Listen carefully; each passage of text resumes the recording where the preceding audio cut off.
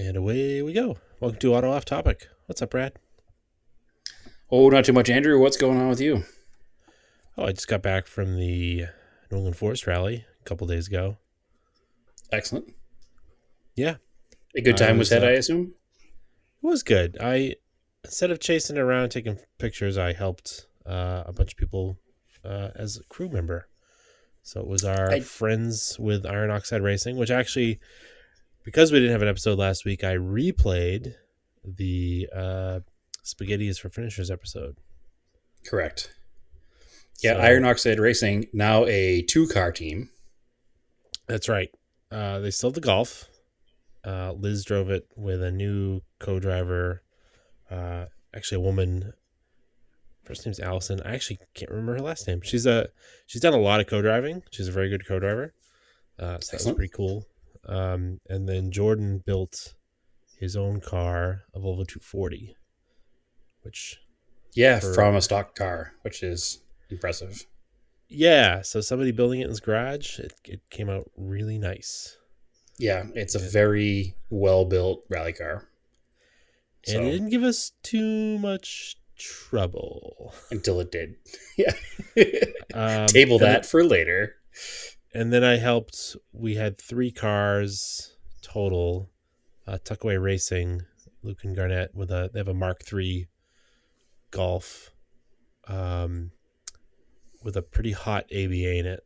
Like it's got a cam, an intake, header. Like the car doesn't make any power below 2,000 RPM. It's pretty Okay, cool, and that's he's pretty kind of fast. wild. Yeah, So spoiler alert, they placed third in class. in the two-wheel drive. What's the You know class? what? I don't know what class. I don't know what classes. I'm so God, bad at like paying attention to what's names. going on as far as that. Like I was just there to like hang out and like make sure the car is like finished. Right. I've done service before. It's interesting. It's a different it's a different perspective on the rally for sure. It is. I know they were in the same class as Jesse. Why can't I think of his last name?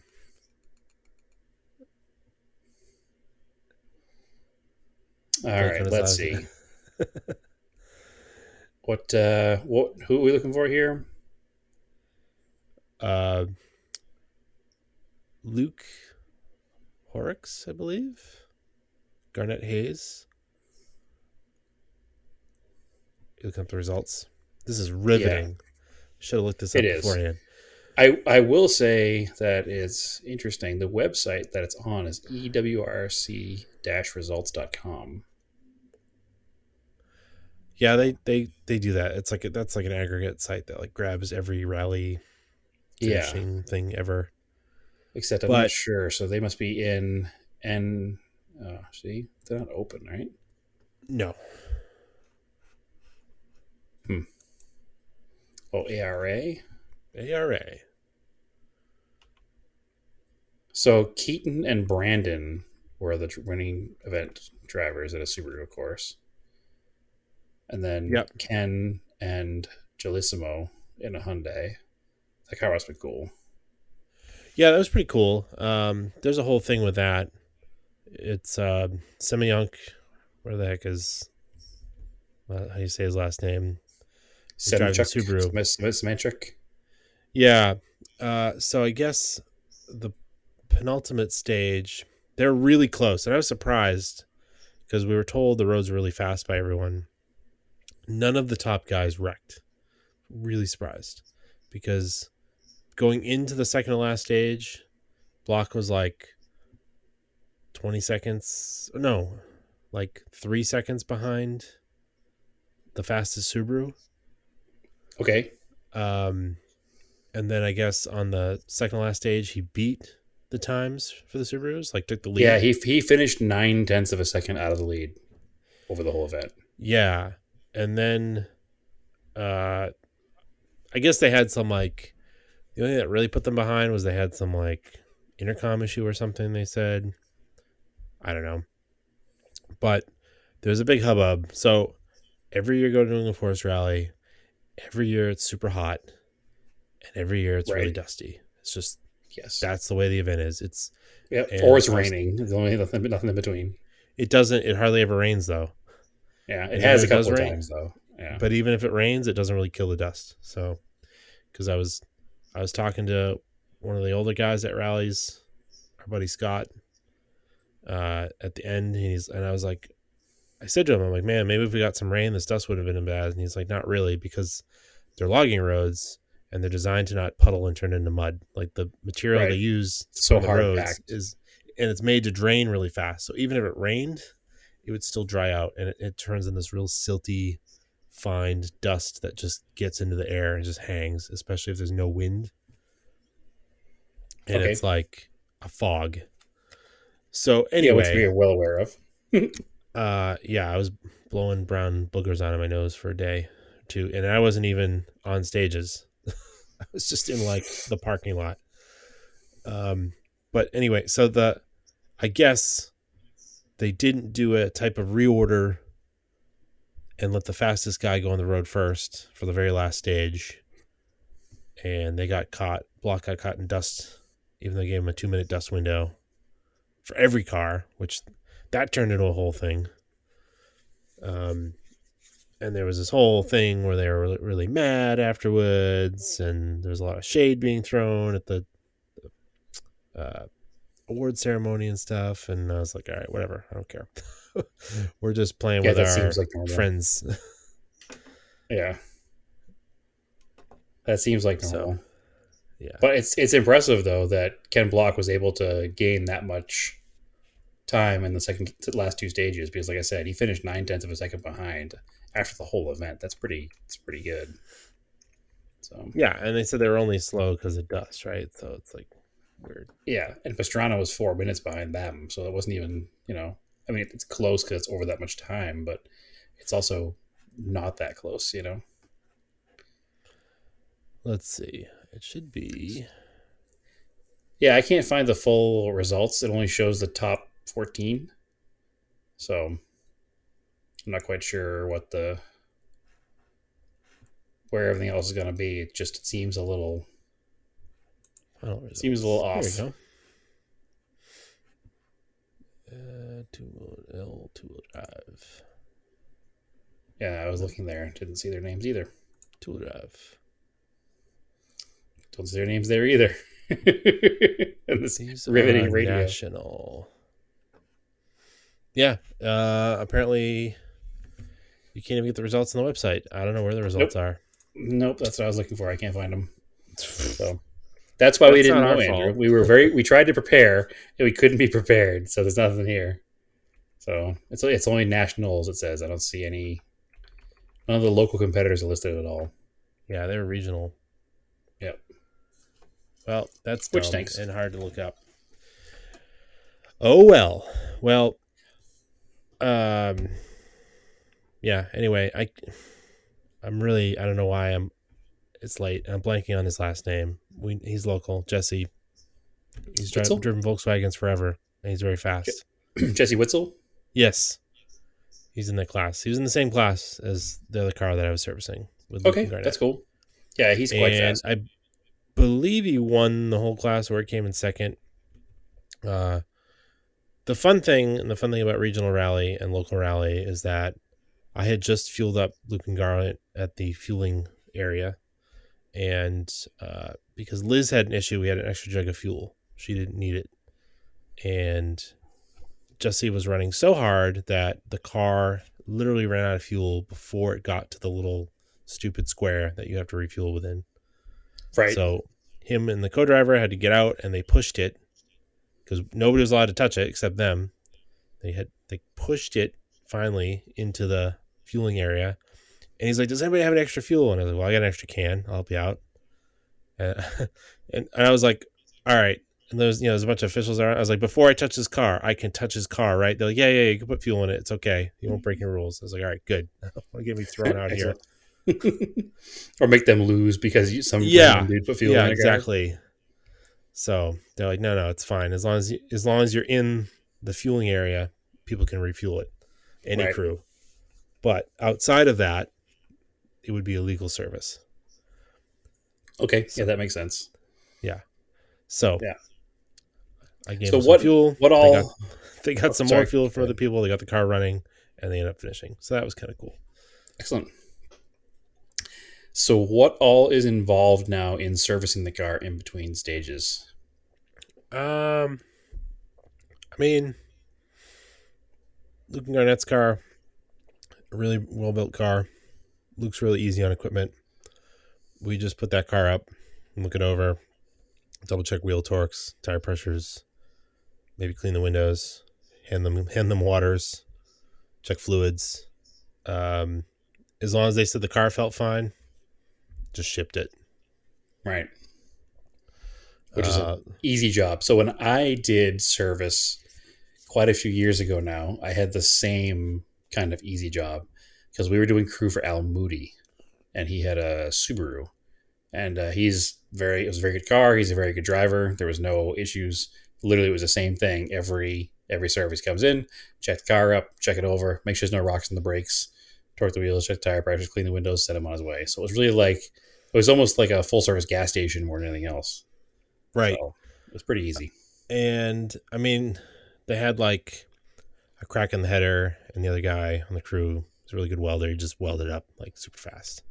Nice. Um, so then, yeah, that car is really easy. Liz's car, a little more tricky because problem with that car, uh, it's it's not a bad car. It's just like it was a rushed car, and it was a previously purchased car from. Yeah, it was built by somebody else. You're dealing with somebody else's work, and then it was rushed to get done. And then on top of that, it was wrecked once after that, and then put back together. So there's a lot of And more it's challenges with that it's a car. tired car. Yeah, It did finish though, but like that's all that that car was matters. a little trickier. We had to double check stuff. Oh, the other thing that and Jordan did this too on Luke and Garnett's car. Choke striped everything, which makes perfect sense. Okay. Yep. That way you can just go into the car and look. Oh, none of the stripes are broken. Stuff's good. Everything's good. Yep. Yeah. So, uh, make it through day one. No problems. No real problems. Um, the Saturday, there's more stages more up north. Uh, and the cool thing now, and in your service parks, we've got cell service. All the cars have to run Rally Safe, which is a GPS tracking unit. Right. So Rally HQ and competitors, you know where your team's car is all the time. If anything happens, there's like an SOS button, so the people know where to find the cars, which is cool. So that's cool because we can sit there in the service park and see, oh, they're on stage right now. Oh, they're transiting back. And you kind of look at the map and go, yep, they'll be here. They should be here on time when we're expecting them. So that's cool. But anyway, we get a message on Saturday when Liz had service. Car's overheating. Battery came loose. Hit the fan. Like, okay. Like, Battery hit the fan. yeah. So, in like a European car, and it's pretty common to have a battery bolted down at the bottom. Yep. Yeah, it's a little clip that like clips on the bottom edge of the battery. Yeah. It can't, like, I guess the battery was a little too small and they'd wedged a piece of steel in there and then bolted it down. And so that piece of steel exited the vehicle because it was Okay. bumpy roads. And then the battery slid from its mount towards the engine and smashed into the spinning fan. Okay. Did it break the battery? No. Okay. But the car overheated. It broke. She It got it stopped the fan back. from spinning. Yeah. Because when you're driving, it was sort of okay. But it turns out it was, and luckily, it's the way I wired this fan, is that it just, because it jammed it, it just blew the fuse after we looked at it. Perfect. So, So it didn't cause a and fire and didn't burn out the motor. no. But she missed like 2 stages. So that effectively killed their rally. Right. So they just wanted to go out and finish. And then that was the first service. Jordan's car came in. We checked it out. Looked good. Retorqued some stuff. He had bent a couple wheels the night before, and I'd bent them back, like just little lip bends. I hit them back. He's running the Uh, turbo wheels, right? yep, they're very soft aluminum, apparently. Apparently, since it's time for different wheels. Yeah, well, definitely now. So then we, I know he like torque striped a bunch of stuff, and it's something we probably should have checked. We didn't think of it because I've never really seen it happen, but I guess it's from vibrations. Is actually I had it happen once on the first Montero, the 89 Montero. The a brake caliper bolt we think came loose, or it seems like it came loose on Jordan's car, and he was on stage, and it was the right front, and it seems like it came loose, and then the must have been the upper. I'm not sure which side, if they're like which side the brake calipers are on, if they're on the front or in the rear Hmm. of the rotor. You know what I mean? Right. Yeah, I don't Trailing remember or either. trailing or forward, whatever they call that. I think they're trailing on the front of that car, but I'm not Yeah. Either always way, positive. it came loose, and I also didn't realize this. Even though I've owned a couple of Volvos, I never actually did brakes on any of them. I never had them long enough. Uh, Okay. a lot of cars have, well, all cars have this. You've got the front and rear brake systems are technically separate. So if you lost one circuit, you'd still have at least two wheels with working brake pedal. And Yeah, depending on dual the, circuit. Right. That's been the standard yeah, since like 1967. yeah. And then depending on the manufacturer, like a Subaru is like cross. My G20 I know is a cross system. So instead of having front rear, it's left and right or opposite. So if you lose Okay. one, you get a cross brake system. So the car doesn't. Sure. So you still have front and rear Yeah, it's a little brakes. more stable. Um, either way, it's good to have dual circuit. But what I didn't realize is that the way these Girling calipers on the front of the Volvos are set up, they're dual piston. Each piston is on its own circuit too. Oh, So that's there's interesting. two brake lines, two hydraulic lines going to each front caliper. Okay. Yeah, isn't that wild? And then those brake lines, so then those pistons are crossed. So not only do you So, have a cross dual circuit system, the so you have two individual lines going to each pistons, front caliper, yeah, so it's redundant lines to each front caliper. which So normally is good. yeah, but it's not that's not a normal thing on vehicles at all. Like I Right. don't know Oh, not many at all. vehicles that do. Yeah. I've never seen that. Anything. Nothing Yeah. I've owned has ever had that. That's for sure. Yeah. So if you lost one half of the circuit, you'd at least have You'd still one have four piston wheel pushing. brakes. Yeah. Yeah. It's kind of crazy. Yeah. Um, That's seems like a good idea in theory. it is a good idea until your brake caliper comes completely loose. So when it came Right. completely loose, it ripped both brake lines out and drained all the fluid. And he was like top of third, I guess, 60 miles an hour, went into a corner, had no brakes. Huh. Luckily, it was a spot that had been kind of recently logged, and he somehow found the clearest exit of the roadway. Yeah. I saw some pictures. It was pretty deep.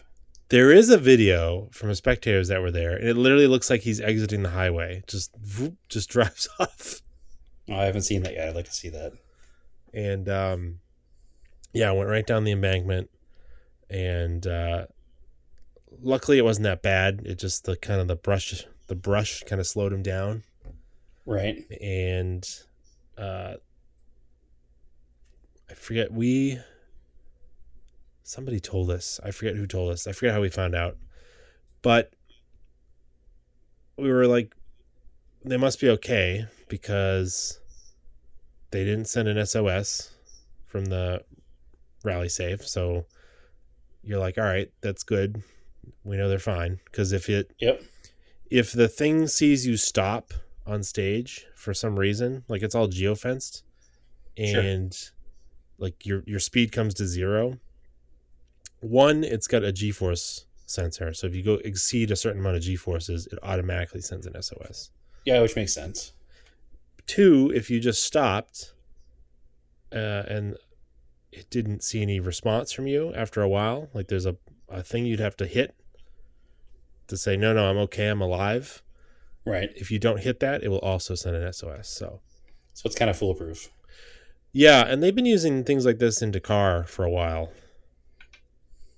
So Which makes um, sense because the car is so open and people could be anywhere. yeah. So anyway, we figured out where they were. We sent our other crew guy Chris, because he had a truck and a trailer and all the recovery equipment. It took him like 3 hours to recover the car. So effectively, their rally was done at that Because it was point. so deep. Yeah, Yeah. 3 hours to but get the car. Plus, they also need to fix the car at that point.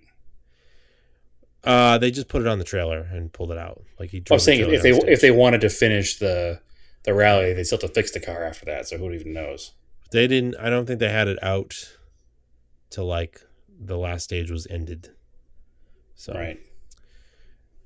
so then that's how the rally ended, and then I ended up going to the end of the last stage. Wanted to make sure Liz and Allison got out, and then made it back to Sunday River because it was still like another hour from the end of that stage to Sunday River of transit. Right. And when I was at the end talking to people I know, they did tell me there was a 2 minute dust window. They gave everyone a 2 minute dust window. Okay. So even that's that. I mean, that extends the event by how many cars there are left, which I think there was So like an out of hour 68 plus. starters, there was Yeah. 34 cars left. So you get a So little over an hour extra. yeah. So I didn't, for a while. I'm waiting. I'm like, they should, it usually hasn't gone past 8. Now we're like approaching 8:30. I'm like, oh man, I hope that car's okay. Otherwise I'm going to have to go in, flat tow them back to Sunday River because our trailer is already occupied. Um, but triumphantly, they came around the corner at like almost 9 o'clock. And, we're so far up north, it's still kind of light out. So Right. that was cool. And then I chased them back down to Sunday River, make sure they got there. And that was the end of the rally. Awesome. Yeah, Mostly a success. So what's the damage report on the Volvo over Jordan? Do you know? it definitely needs a caliper. Okay. Uh, it broke the wheel that the caliper was on. Like it punched Okay. through the aluminum, exploded the caliper. A couple of the bumper pieces a little loose. Looks like he bent the bottom of the front right fender in. Like he just pushed it out. But really, the car doesn't look that much worse. The picture I Like, saw, if you didn't tell me, I never would have known. no, it like, I don't know. It's a Volvo, I guess. It did Volvo things. Yeah. It broke the forest. Yeah. Right. The area didn't need to be. The area is ready to be deforested, and it's taken care of now. Yeah. No stress. Well, that's So that awesome. was I'm glad everybody was good. yeah, that was fun. Um, yeah, yeah. Awesome. We all the cars made it. Well, all the cars made it back home. Right. Nobody got hurt. So we'll Which is all you can really be happy about, I'll be helping them rebuild and do some other rallies. Excellent. Well, it sounds like a good time was had. Next year I will be there. I missed it this year, unfortunately, just because I'm had too much going on, and airline tickets right now are a ridiculous price, and I had to do the math of like cost to do the event versus you know not cost to do the event. And the cheapest airline tickets I could find were like $800 round trip. So I was like, I'm not spending $800 to go spend 3 days in the woods, unfortunately, this year. And so it didn't work out. Plus, I got a lot of stuff going on this time of year this year, and it's just gonna happen. But I've only I missed it like was twice, so I don't maybe next year. understand. It's like super annoying. Like one weekend in the summer is loaded with every single event I would want to go to at once. It's super annoying because your dad's show at Mistlewood. Yep, which went off pretty big this year. I saw some pictures, some wild stuff. Yep, couldn't go because I was at the rally. Yep, Uh, IMSA at Lime Rock Park couldn't go because I was at the rally. yep. What else was there? If I wanted to go, the NASCAR race was also that week. This past weekend. Correct. Don't tell me the results. I still have like 50 laps left to watch. So yeah, super annoying that there's Oh, and the like, Audrain did their Young Timer Classics event. oh yeah, yeah, too many things, really annoying. Yeah. Can we like spread them out, please? Right. Summer is pretty long. Let's make it all full. Let's not do it all one weekend. Yeah, one weekend in July. Come on. But anyway, there Awesome. was some, yeah, there's some cool car stuff that came out this week As far from as of new car all, stuff, yeah, from of all places as Hyundai. oh yeah, they did their electric hybrid or a hydrogen electric. What are they doing? It's a hydrogen. It's a fuel cell electric vehicle that uses Right. hydrogen. So it's fast charging because you just fill it with hydrogen. Right. It's damn cool. It's really cool. It's the Envision 74, Yeah. and it's based on the. It looks good because it's based on the Giugiaro designed Hyundai Pony. Correct. Now, I feel like I've talked about Hyundai ponies on this show before, have I not? Maybe, I don't remember.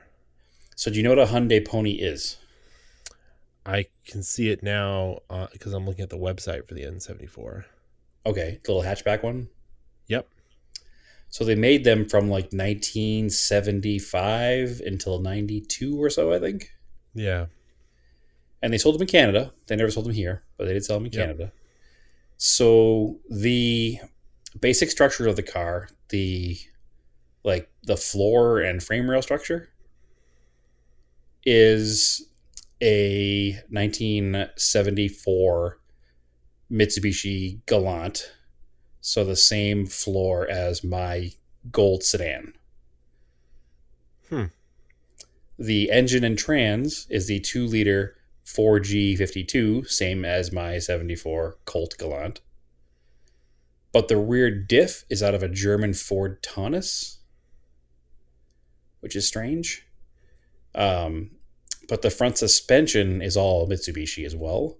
And actually, a friend of mine has a set to send me of Hyundai Pony front struts because they're actually an inch and a half shorter than the Galant struts, so you can lower the car with those. Weird.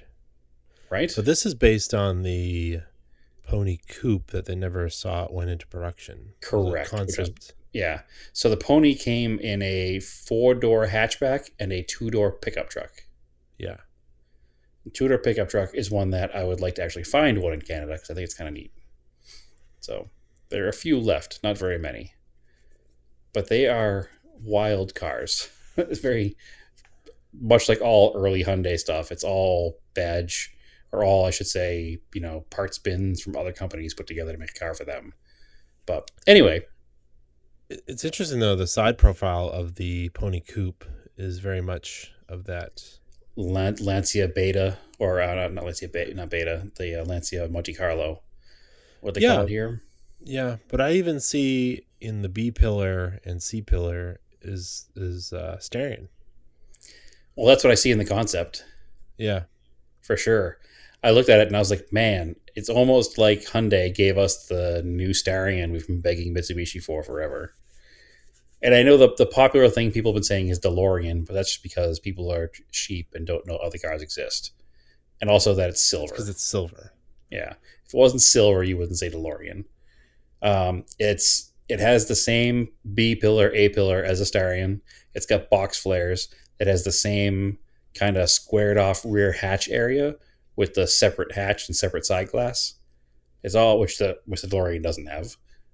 It's all very very Starion looking, and I love it because of that. And I love it even if I wasn't a Starion fanboy that geeks out of Starions all the time. It's a super cool design, and it's just modern enough while looking old and not being like in your face retro.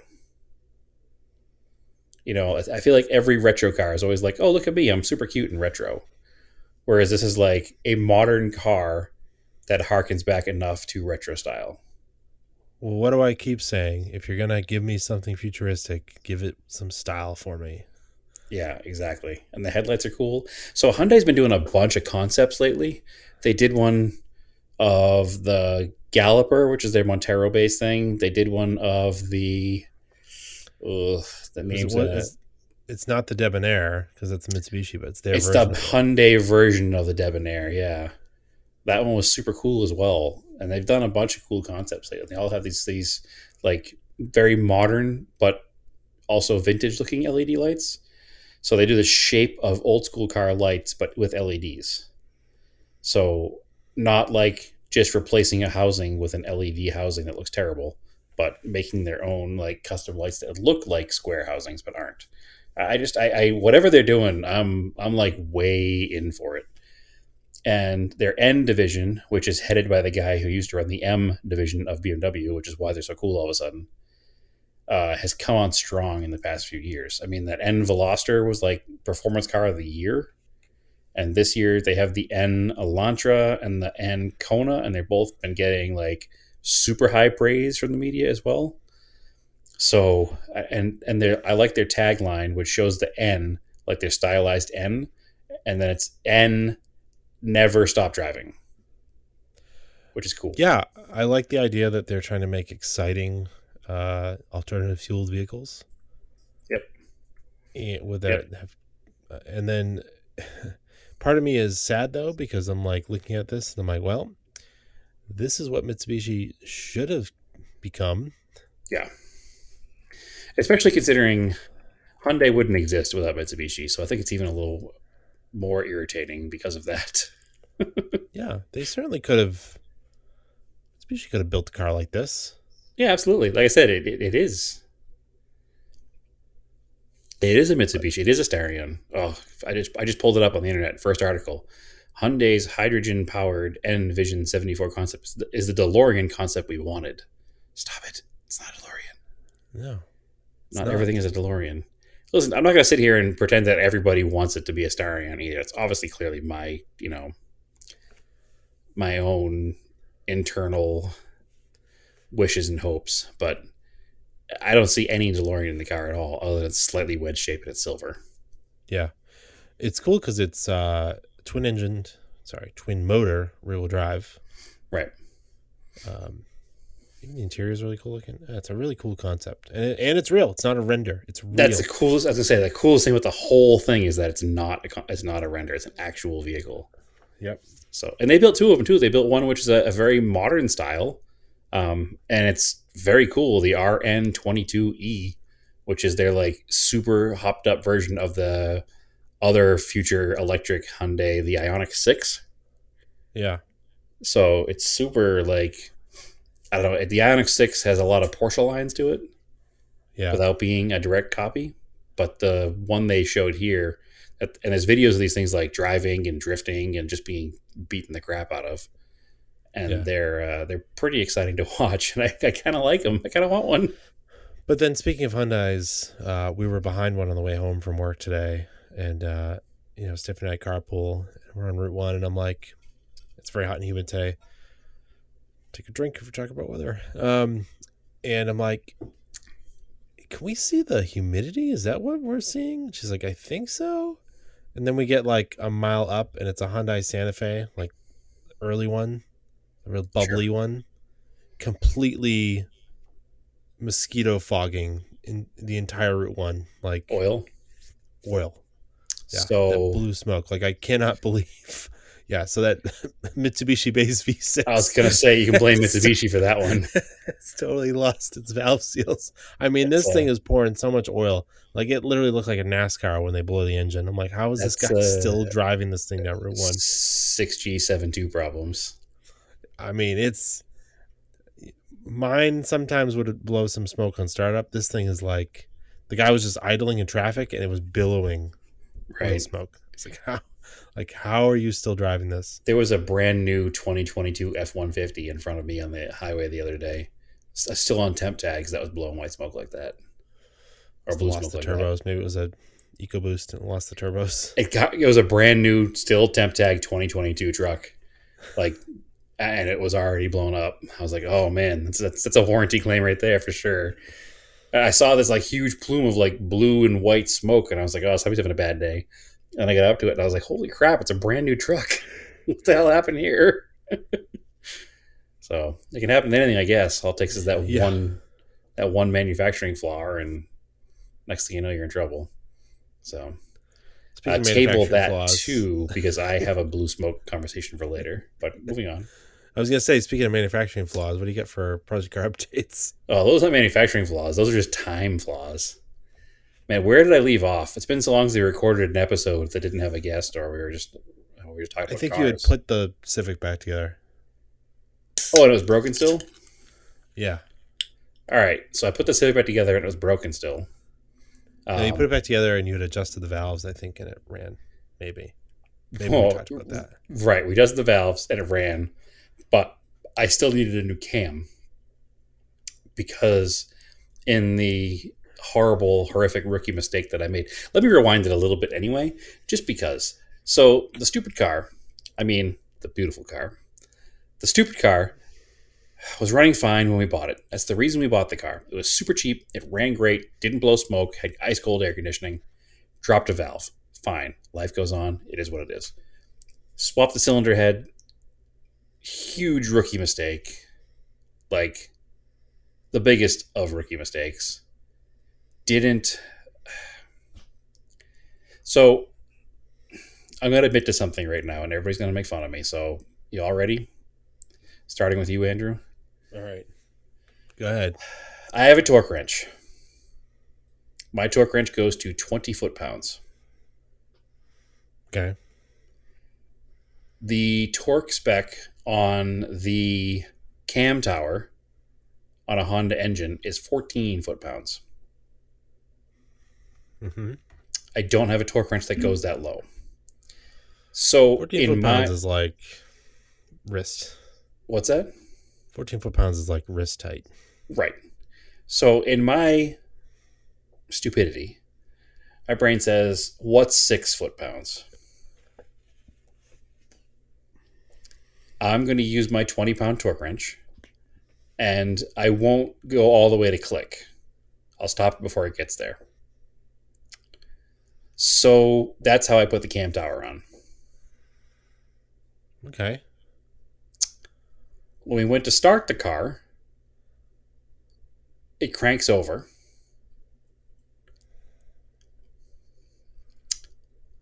And everything seems fine, but it doesn't sound like it's making compression.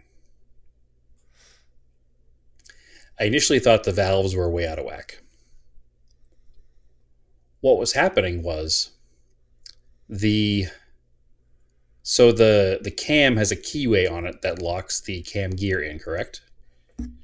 Yeah. The torque of the starter motor is apparently stronger than that keyway, which doesn't seem correct, but it is. The difference between 14 foot pounds and 20 foot pounds was enough to lock the cam in place. The motor turned over and it snapped the keyway off the cam. And the cam gear just spun freely on the cam.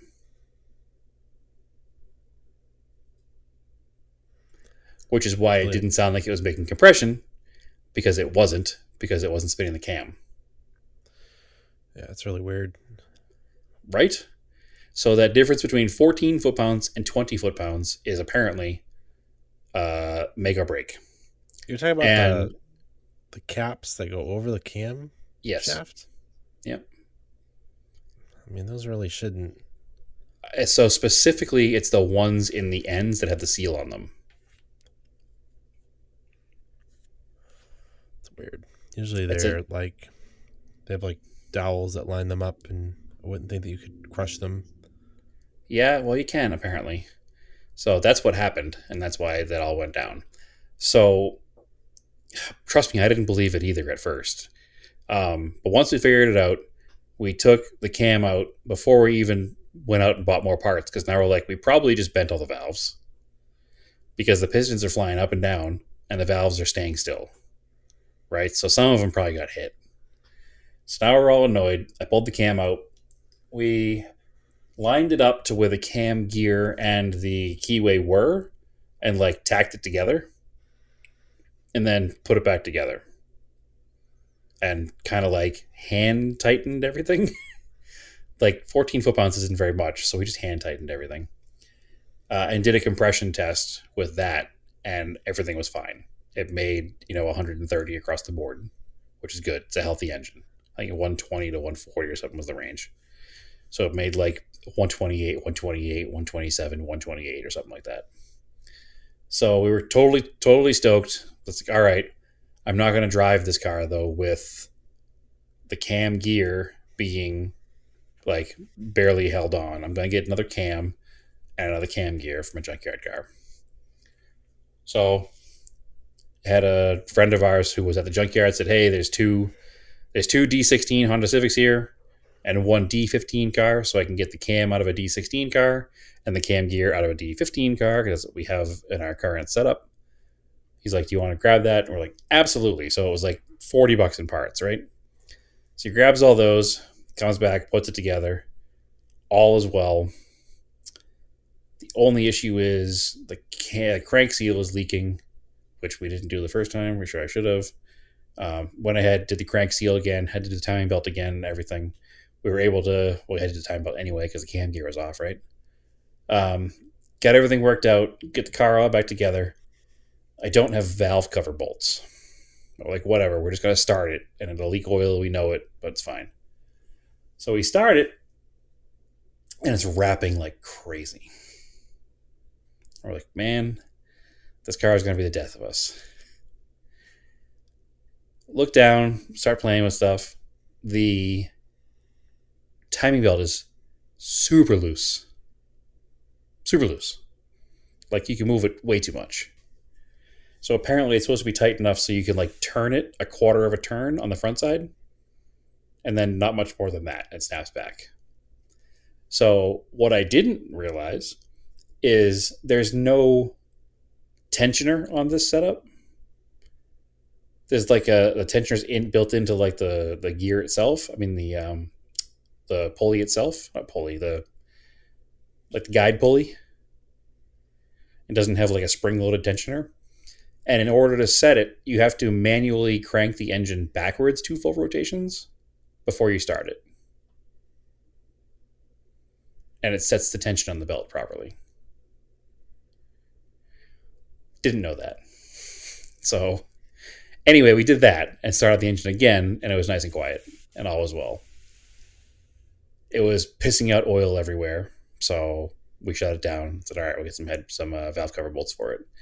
Got the valve cover bolts for it yesterday, put it all together, moved the car over here, fire the car up. It's literally smoking like it doesn't have valve seals at all, which it didn't do before.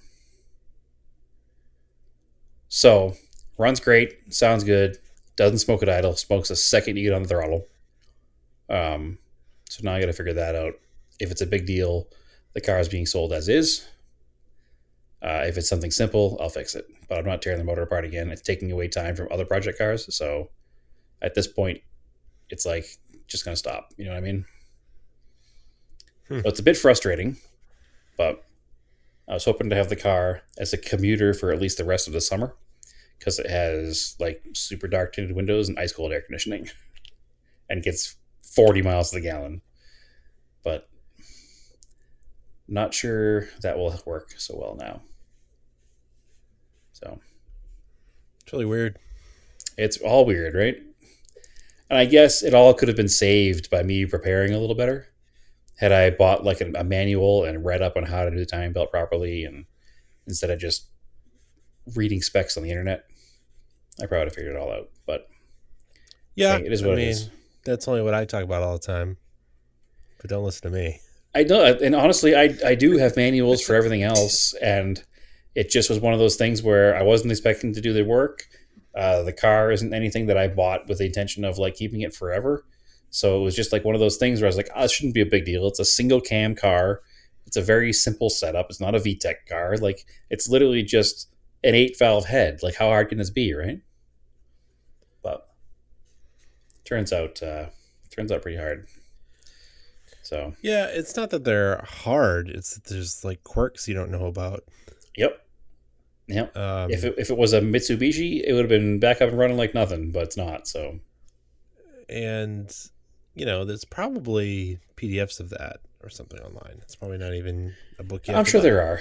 I'm sure there are. But I'm not going to worry about it right now. We're going out of town tomorrow, so I'm just going to kind of let it sit and I'll think about it and I'll do some reading while I'm out and about in the road and go from there. So, what other news do I have? Oh, the eclipse is broken. That's a fun one. So, fun story with the eclipse. Where do you want me to start? I don't know. It wasn't broken last time we talked, right? Not at all. Okay. So, rewind to a week ago Friday. So, like 10 days ago. I'm driving home from work. Now, there's no radio in the car right now. I took the radio out to put an aftermarket radio in, and they sent the wrong harness with the radio. So I didn't have a harness to put the radio back in. I wasn't going to reinstall the old radio. I was like, I'll just wait for the harness to come and it'll be fine. Man, what's up with us in radios? Right? Exactly. The connector was literally backwards. So it has two big pins and then like the six small pins, and the two big pins on the wrong side of the connector. So I have the right connector now, so I can fix it, but I'm not going to fix it till the car runs. So let me fast forward and rewind even before then. I got the windows tinted in the car because I drive it every day, and the German spec glass in the side doesn't have any UV protection in it. Like you put your sunglasses on, you don't see any bubbling or anything in the window. It's totally clear. And it burns on the way home, and I get in the car after work, and I can't even touch the steering wheel. It's so hot. I know. I moved to Arizona. It's my fault. But nonetheless, um, found a great tint shop here in town, thanks to Jordan here. Vader Tint was the name of it. I'll throw their name out there. They showed me all the different films they have and like the super fancy, extra good new ceramics that they have that block out like 90% of the UV or 98% of the UV, and they also block out heat while still having the same percentages of normal tint. So got some of that done. Got it done pretty dark because the roof is black in the car, so it looks good. It's like 15% all around, except for the windshield, obviously. Um, Car looks killer, and it's so much better in the hot sun after work now. Yeah, it's way better having tint. Yeah, it's amazing how Even much just better putting it it is. in the cars here, because, Yeah, like I said, when we're driving south into work, the sun is on you. When you're driving north to go home, the sun is on you. yeah. Well, the worst part here is that all the roads are a grid. So if you're driving, you don't even like the road does never even bend. So the whole time you're driving, you're just sun is just pouring in the driver's window for the same reason, driving north, driving south. So, anyways, that was all good. And then that following Friday, I'm driving the car home, and now the radio's not in the car. This is another embarrassing story. Everything's my fault this week, Andrew. So there's no way around it. I'm holding a can of our favorite Polar Seltzer in my right hand. Right. Okay. I'm driving down the road, and I rested it on the center console for 1 second to change into my sunglasses from my regular glasses. And as I did that, somebody cut me off and I hit the brakes. All right, it's just I, water. No big I, deal. I reached for the can, and you know how you reach for something and you just miss it from your grasp and like you fling it because it like rolls out of your fingers? Yeah. So I flung it and it disappeared into the dashboard because the Oh, went radio's through gone. the double din opening. The giant doubled in opening. And it's a full can of Oh seltzer now no. bouncing around inside the dashboard. Oh, Which, that's where the ECU is. if you know these cars, that's where the ECU is. Yes. So anyway, the ECU is totally bone dry. I'm like, crap, that really sucks, and I'm really pissed off. I fish it out of there. It's half empty now, so I'm like, all that water went somewhere. And I'm like driving the highway trying to look at the ECU, and everything's nice and dry on the connectors in the ECU. And I'm like, all right, that's cool. Also, fun fact: looking at the ECU, it was replaced in 2016, so it's a fairly new ECU. Um, or remanufactured in 2016, I should say. Yeah, they can still go bad though. even after they're remanufactured. I've had that Anyway, happen. I've gone through like two of them. so I'm driving down the road, and all of a sudden, I put the clutch in to shift gears, the revs drop, and the car dies. I'm going fast enough that I'm able to coast off to the side and get on like the breakdown lane on Highway 17 here in Phoenix, which is like it's rush hour. It's absolutely ridiculous. So I pull over, I open the hood, and I'm like, all right, what's happening here? Now I also forgot to say that I did a full tune-up on the car the weekend prior. So I did plugs and wires. I did a valve cover gasket, PCV, and an oil change. So I'm like, what did I screw up? I must have screwed something up. I don't know what it is. I'm looking around the car. I'm looking at all the connections. Everything seems fine. I don't know what it is. The crank in the car over, it's not starting. I'm like, crap, maybe I got water on something I shouldn't got water on. So anyway, I'm on the side of the road. I got the hood up just so I'm more visible. Um, I get back in the car. I Hail Mary, start it one more time. Fires right up. Hmm. Sweet. I jump out of the car, slam the hood, get back on the road, drive all the way home. Not a problem at all. This is Friday. Car only has like 16th of a tank of gas in it. Like I was planning on getting gas that night. So it's pretty low. Like it's just above the line where like the light will go on, right? But the It's light's not pretty on. low. It's pretty low, but the light's not on. The annoying thing is when you're commuting in a car that has a tiny gas tank, you have to get gas all the time. It's super dumb. Anyway, I'm like, all right, maybe talking to a friend, talking to Chris about it. He's like, maybe we have this problem on the Audis out here when the tank is really low and the car is that low to the ground and it's 115 degrees. The heat from the pavement and the heat on the fuel in the tank and the heat from the return fuel in the tank, everything just combines to boil the fuel and you get a vapor lock issue.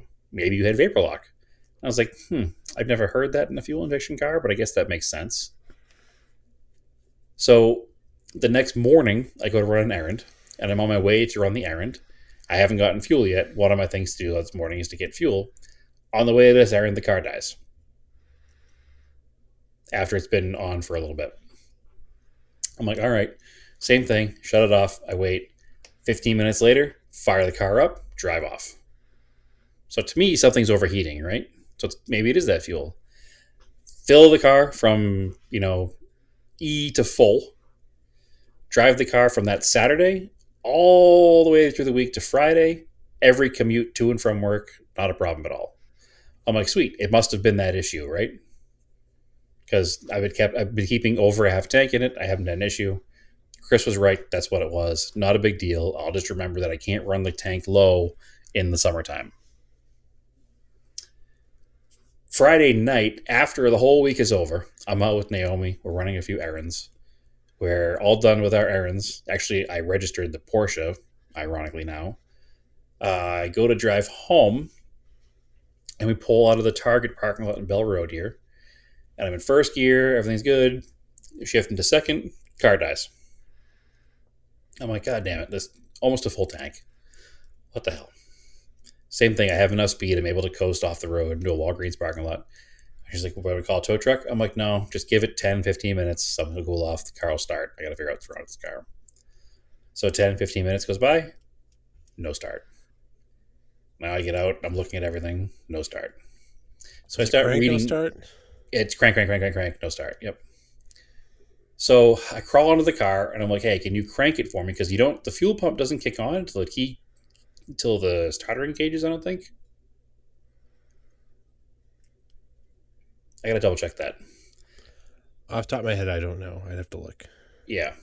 So I'm under the car. I'm like, all right, crank the car. And I hear a crank in the car and I can hear what sounds like the fuel pump kicking on. I'm like, all right, well, the fuel pump's fine. So I'm doing a little more research and I'm reading other people that have had this fault. And it seems like people have had the fault where the car does it a couple times and restarts and then eventually doesn't start. And every time that happens, it's been um, the ejector control module, the ICM. It's this little like 8-pin connector on the side of the block underneath the coils or the coil pack. You know what I'm talking about? It's the igniter. Yeah, igniter is a good word for it. They It's don't call it flat. that. They call it an ICM. So if you look up igniter, Uh, there's you look up igniter everywhere. It doesn't exist for Mitsubishi. They call it an ICM. But yes, it's an igniter. Weird. That's I think that's I've only ever heard people call that the igniter. yeah. Well, look one up right now. You can't find one for a Mitsubishi called that. It's called ICM or I think it's ICM, injector control or ignition control module. Anyway, so like everybody says it's that. I'm gonna buy one. It's probably what it is. I'm not gonna diagnose this any further. It'll be here in a day from Amazon at $16, whatever. So that part came in, and I switched it all over. It's not easy to get, super easy to get to, and cut my arm all up. But nonetheless, I got it taken care of. I'm like, great, car's gonna start now. Go sit in the car. Nothing. Crank, crank, crank. No start. So I start going back to the books and reading.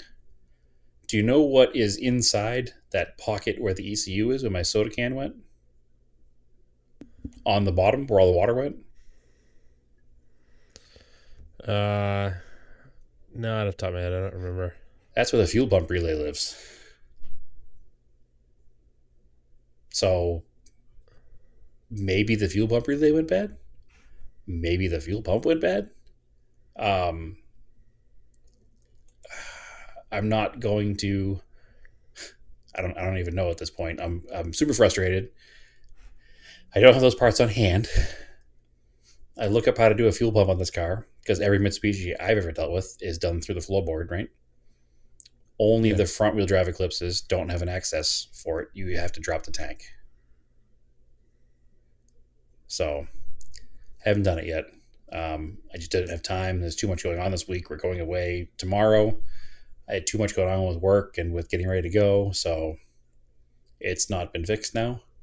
Um, I'm just going to order a relay and a pump. That way I have them both on hand. I think what I was hearing under the car when I was having to turn the key was actually the power antenna. But I was all frustrated and the side of the road broken down, so Car doesn't have a power antenna. yes, it does. No, it should have a whip antenna. It's got a power antenna. What? Yep, It's weird. yep, it's got a power antenna. I guarantee you that. It's weird. So Every DSM has a whip antenna. every American market DSM, Weird. yep, it's got a power antenna. So it doesn't go up and down, but the motor kicks on. So, but the radio's not in there. So maybe it's not that. I don't know. I gotta do more digging. I'm a little bit frustrated with it. I don't know. Sometimes I have a harder time diagnosing fuel injected newer cars because I don't really know where to go.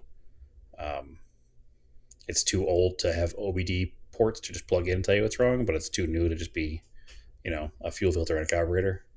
So, It's super easy. You either have power at the fuel pump connector or you or you don't. don't, yeah. But the problem is I can't get to it without jacking the carb and taking the tank down, and I don't want to. I don't want to go through all that and not have the part on hand. You know what I mean? I'm not planning on selling the car anyway, so I'm just gonna buy the fuel pump and I'm gonna buy There's the. no. There's a fuel pump power check port under the hood. Now that I'm remembering it, Is there? I'll find it for you after the podcast here. If that exists, I'll do it tonight. Go from There there. is a yes. There's a plug on the firewall that you can check for power at. Okay, interesting. If I'm remembering right, I'm not imagining it. Anyway, On I a, ordered a it's a repair pretty manual. common thing that. Oh, I was just gonna say I have an extra one. I could just mail it to you. Oh, well, I ordered. Well, was it a good one or a Yeah. Chilton's? I have like extras the old Haynes one. It was probably one of Yeah. yours that ended up at my house. Probably. Well, I ordered the Chilton's one, so when you come out here, bring an extra Haynes one if you got one. That'd be great. Won't hurt to have And I have the both. factory one.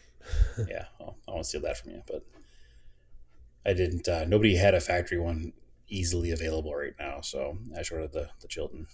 But anyway, so that's the story with that car right now. It's not running; it's broken. I gotta finish diagnosing it. I just haven't had time yet. But like I said, I'm gonna order the fuel pump and the relay anyway, just because it won't hurt to have them on hand. Where's Um, the relay from? what do you mean? Where are you getting the relay from? There's one. There's some on eBay, Yeah, like because I used was gonna ones. say it's like a specific like. It's not like a normal looking relay. It's like a big No, it's a big fat silver looking box. thing. Yeah, Yeah. yeah, yeah. There's a bunch. There's a bunch on eBay. They're all used, but they're tested. So Yeah, I that's have a couple sitting around here that I pulled out of parts cars. no. Anyway, I don't know if it's the same for the front wheel drive and turbo and non-turbo. I think it is, but whatever. So It might regardless, be. car's broken. It's annoying, but the good thing is it broke on the way back from the DMV registering the 944. So at least I've had that registered this week. So, like I said, I'll fix it when I get back. I'm just frustrated at this moment in time. Too much going on to fix it. So, It's probably the fuel pump. Usually they'll kind of want to run for a bit when the ECUs are going bad. okay.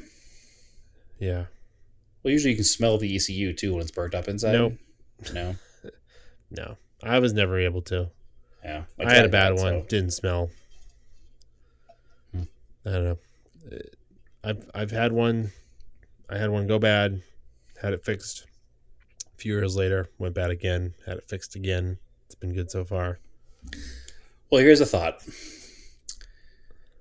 Because the other day I was super frustrated and I was like, I'm just going to send it somewhere and have it fixed because I don't feel like dealing with it. And then I couldn't bring myself to do it. Yeah. Should I just send it somewhere and have it fixed, or should I try to fix it myself? There's a couple things we can check, but Okay.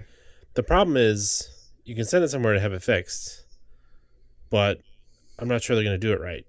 Right. That's part of my So, thought. My other so thought it's is like like, pointless to send it to someone who's just going to do just as poor as you. No offense at diagnosing it. So right. you might as well try to diagnose it. All right.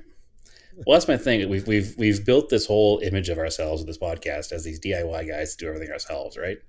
So I was like, Yeah, I was gonna send it somewhere, and then I was like, I can't do that. like, it's like I had the Golf over at Audubon. They did my oil change. sure, It's a brand new car, right? right, That's why I had it over there because I don't want to deal with sure, it. and also you have a history of being done because it's now in a Yeah, system somewhere. and it's like a whole. They got to drop that tray, and it's a whole thing, Sure. right? But like that car's really easy to diagnose because it has all the OBD2 It, stuff, and right. everybody's used to using modern cars, right?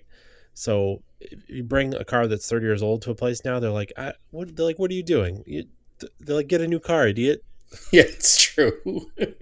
Which is what my brain was telling me all week Yeah, long. I kept looking at like what the cheapest brand new cars are to buy, and I was like, I could see myself in an Elantra. I can't, by the way, but that's where my brain went all week. And I was like looking at non-diesel Volkswagen station wagons, like my old one, but just with the four yeah. cylinder. And I was like, they're like $6,000. I'll just buy one of those. No, I have enough cars. I should be able to make them run. So basically, my stories today on this entire podcast are all just my cars are broken. I try to fix them, but I'm dumb. So it's got me down, got me a little down. We'll put it that way. So, All and right. especially because I'm literally going to be out of town for 10 days, so I'm going to be stewing on this now for 10 days, and I'm like, shit, so annoying. All right. I've got a satisfying project car update. Okay, hit me I with it. started the Adventure Driven Design bumper kit, Yep, the Montero. I correct. Josh had some time. This is when I was on vacation. I was able to call him, actually video FaceTimed, looking at the truck, looking at the kit. He was telling me about it, how you set it up, because I was kind of confused with the wings. You can mount the wings inside or outside. Like he's like, oh, on the new kits, I actually write outside. Okay, Because I was like, first had it together. I'm like, this doesn't look wide enough because it's adjustable width for narrow body and wide body trucks. If you do it one way, it'll only fit on a narrow body truck. If you do it okay, the other way, you can adjust it. sure. So I figured that out. You get the center section in. It's got little like square holes and notches on the two end plates in the center section, and you actually hammer those together. and you can make them nice and square. And we used some. My dad helped me with this. We used some nice big wood clamps he had, and made the thing nice and tight. And then I tacked it, and then I put it back on the truck, and we got a big straight edge, and we put the wings on, because one of the things Josh was telling it, when you do the wings, if you don't have them like cooked to a straight edge, they'll like fall outwards and twist, so Okay. they'll be crooked. So we got it Which you don't want, all obviously. perfectly straight. It was kind of crazy. I didn't even really expect it. Well, the front of this truck is apparently has never been hit. It's nice and square. Right. And then sitting in my dad's garage, which has a good level floor, and the straight edge on it, which was actually an 8-foot level, the bubble and the level was perfectly level. I did not expect that. I Nice. don't know why. I was like, Oh, it's I a was like, it'll probably 30-year be old a little truck bit or a off, 20-year-old right? truck. Yeah. You just assume it's going to It's be. yeah, it's sitting on suspension. Like I didn't, I cranked the torsion bars. I didn't. Who knows if I did them evenly? That sounds like we all know now. I guess so. Yeah. So that was pretty cool. I had it all tight, nice and straight. I think I tacked it on the truck real quick, pulled it off. I did all my welds from the inside, and then the hardest part is it's the bumper kit is made from flat steel folded into origami to make the Correct. shape. Yep. And Josh has told me in the newer kits he's closed up these split gaps on the wings. But he said the best thing to do, and I went up to Home Depot, got 1/8 inch round stock To fill it. to fill it.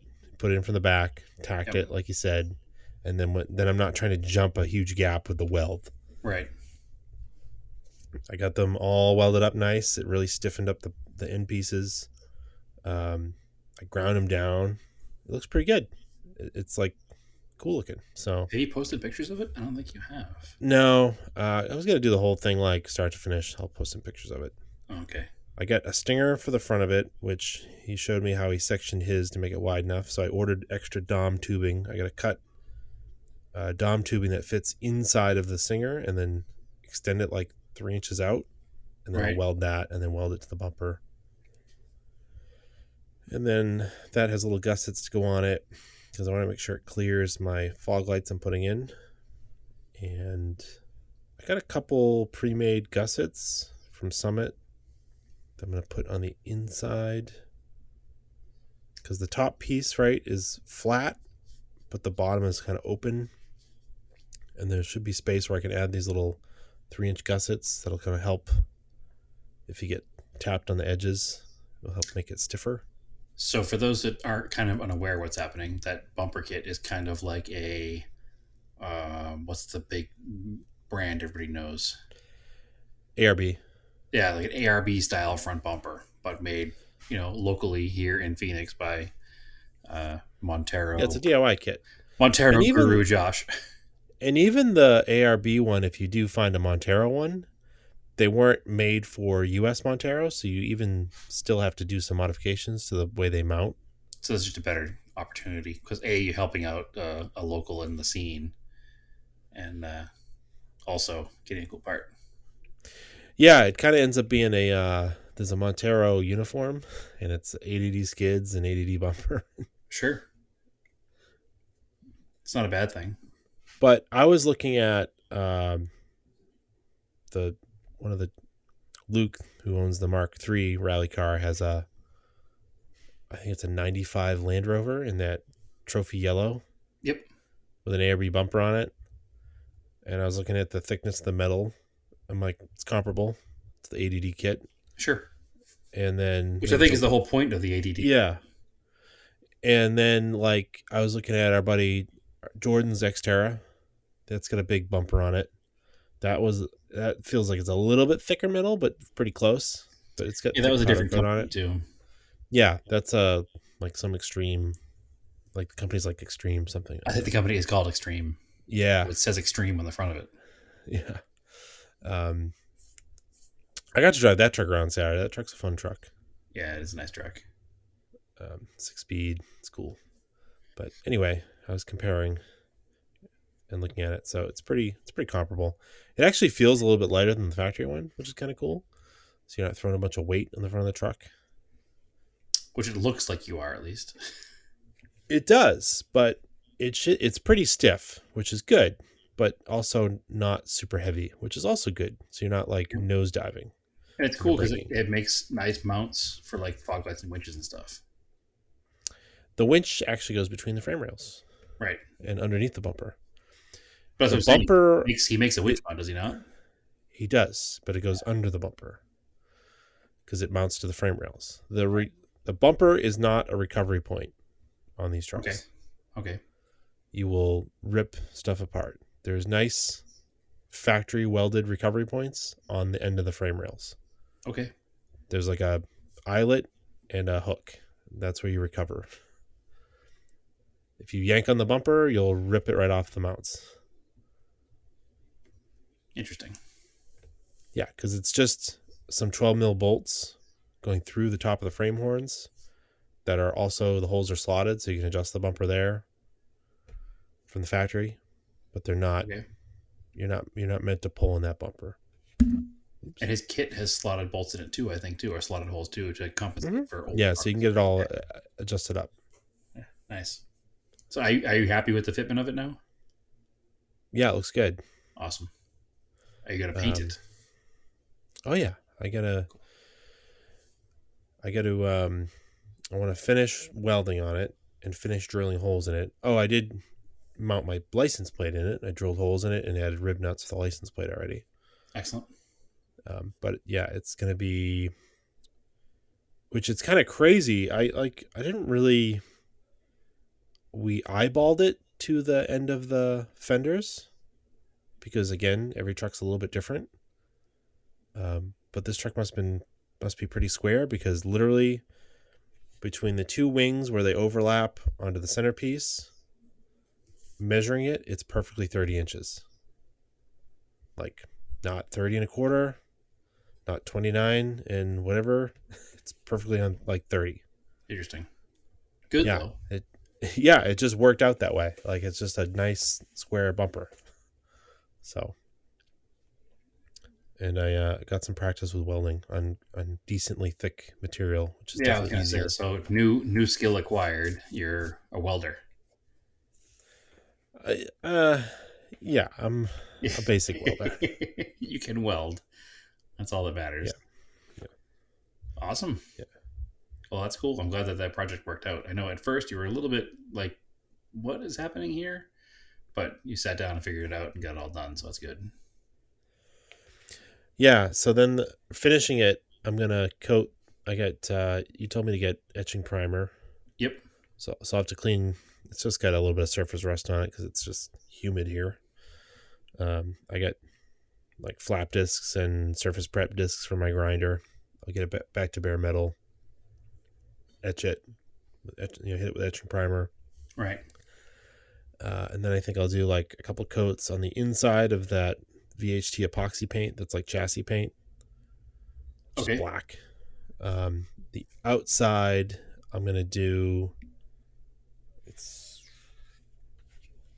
I'm like blanking on what they call it. It's the bedliner material, but it's like the nice stuff that's colored.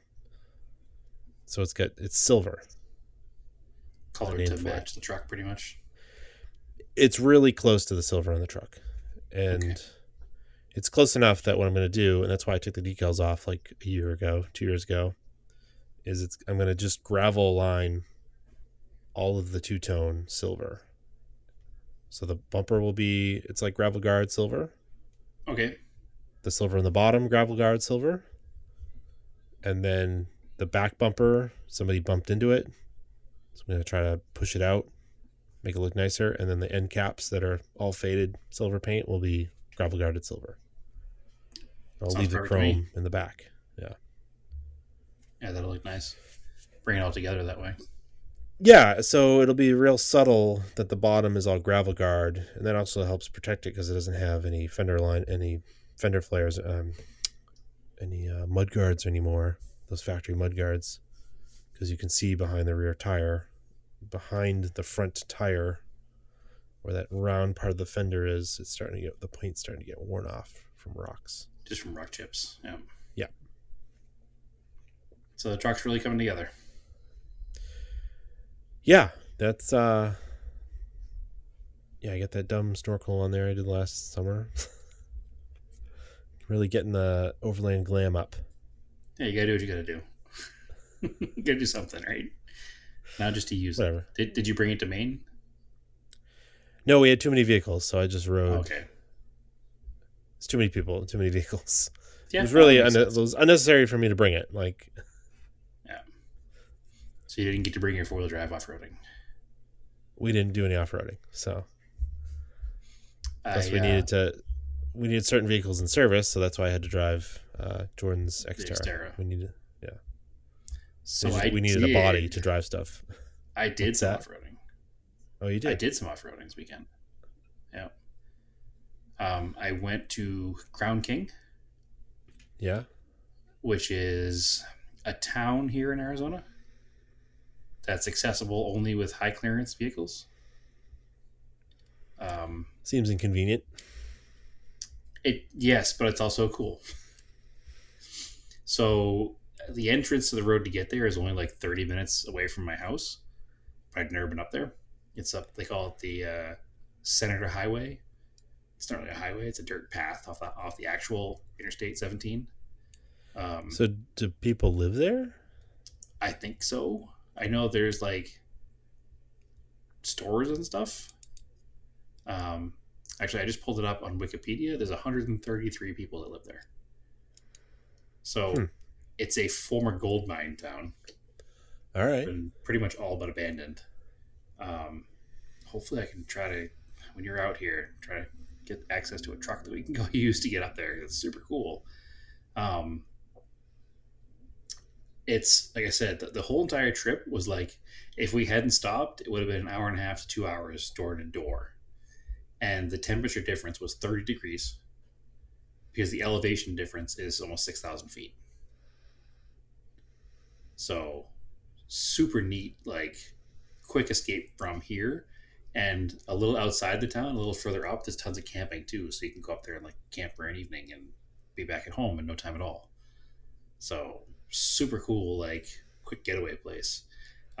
My friend Derek from work, the one who has the There Will Be Cars YouTube channel, gets Yeah. pressers, and he had a presser of a Toyota Tacoma Trail Edition, like a brand new 2022. So we took that out and took that up there, and in air conditioned comfort, while we watched other people in the 100-degree temperatures at the base in their side by side sweating. But we were in the air conditioned Toyota pickup truck, which is a much better way to do it, I think. Another Uh, reason why I don't understand a side by side out there. no, I don't either. There's so many reasons to not have one. I don't you understand the could reasons to have one. you could do all the off roading in a pickup truck that you own that you can also Yep, drive to work and then use it correct, as pickup truck. correct. it, it's like it's a side by side is like having a jet ski. Like it's fun, Sure, but it sure. only does one thing. Well, out here they do more than one thing because you can technically drive your side by side to work out here. If I lived So on a lake, I could drive it to work. My jet ski. sure, but what I'm saying is there's no law against driving these things on the street out here. You could just jump on the highway and just drive to work. It's not a big deal. Except just being murdered by the sun. But Well, yeah, you would want to, but you could, is what I'm saying. And I mean, a top of the line 4-door side by side is like 35 grand. You can buy a lot of truck for 35 grand. yeah, weird. So It's anyway, funny whatever. because I rode around in Andy's Tacoma. So we're both in Tacomas all weekend. Yep. Excellent. I don't know what yours his is, but I think it's a 19 or an 18. It's either an 18 or a 19. It's really uh, new. Anyway, it was good. I mean, I learned it came with a factory GoPro mount to the windshield, which is yes. I was like we were sitting in there waiting at remote refuel, and I was like, "Oh, did you put this GoPro mount up here? It's got the window black goes around it." He's like, "Nope, that's factory." I was like, "What? It's so Yeah. weird." So you can catch yourself being extreme. Yeah. So this one is not the TRD Pro. It's the Tacoma Trail Edition. It's not a Turd Pro. It's kind of neat actually because it gets some of the more important stuff from the TRD Pro without a lot of the like extra ephemera that cost more. So it costs like 5 or 6 grand less than a TRD Pro, but you get the Yeah. skid plates. You get skid plates. You get an inch and a half of factory lift. You get the next size up tire, and you get a rear electric locker. Ooh. Yeah, so it has all the stuff you'd want for going off road without all the extra like stuff the TRD has. Which I don't even know what it is, but I mean, this thing here was actually it was a pretty neat truck, and I mean, I don't want to Was say it that 40 they're grand? so the base price on the Tacoma crew cab is 36, and with this package, the package added I want to say $3,700, and then with all the other little things that it had, it came up to 43. GoPro So mount was $1,000. right, but the thing is though, in a world where the average new car is 35 grand, Yeah. I mean 43 for this truck isn't a big deal. It seems like a pretty good deal. I have a very hard time saying that because I want to pay like $4,800, but that's just my broke ass that doesn't like to pay for things. Well, So in 2065, you can buy one of these for no, you 4,500 probably bucks. can't because a 1985 Toyota pickup truck is 100 grand now, so it doesn't matter. There are 80s pickup trucks, Toyota pickup trucks now that are closing in on six figures, and it's scaring me. The market doesn't make sense.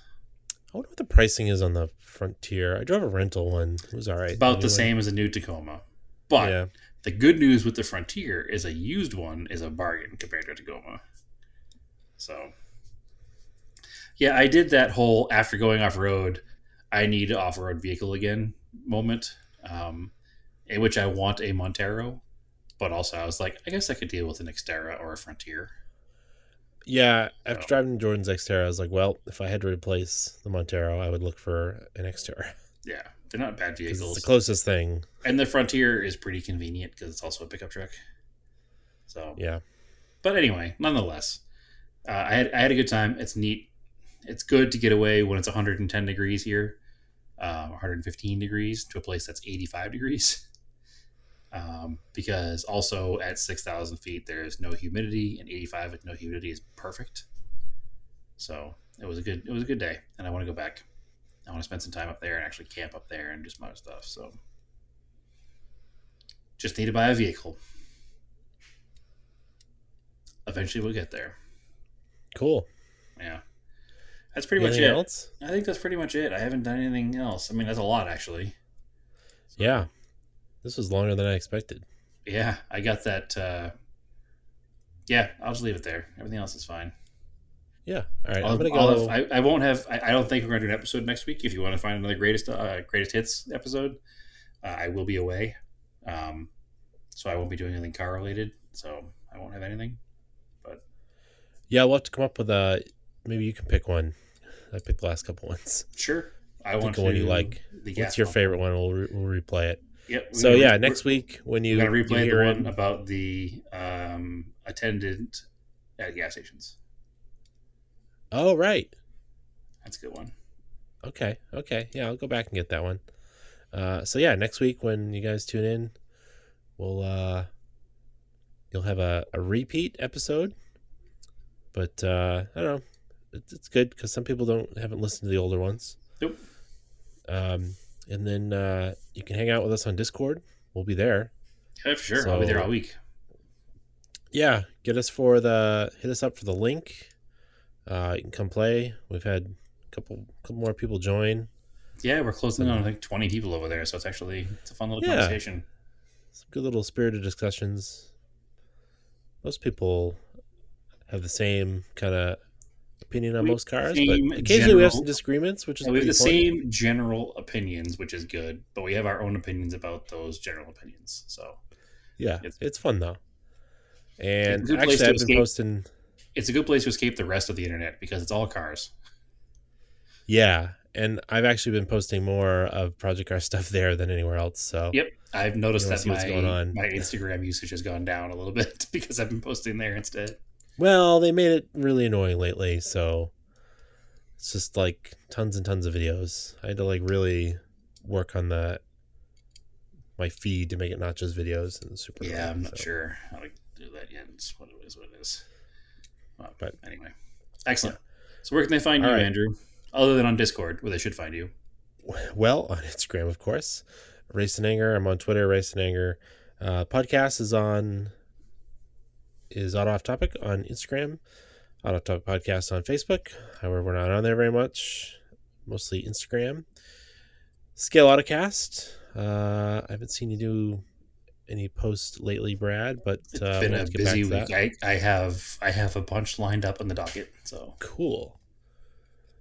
I know I got I'll, a bunch of new cars I need to take some photos of. So yeah, I have that as well. But I also have a bunch lined up. So we'll get there. and It's been a busy week. Everything that's been extracurricular has fallen behind, unfortunately. I swear we're working on an episode of that podcast. Yeah, well, it's Um, life's been tough. We'll get there. um, but yeah, Brad, where can they find you? So they can find me as always on Instagram at TSISS350, as we previously discussed on the Discord app. And that's really the main places to see me. So find me there. All right, cool. As always, keep cars analog and aim for the road.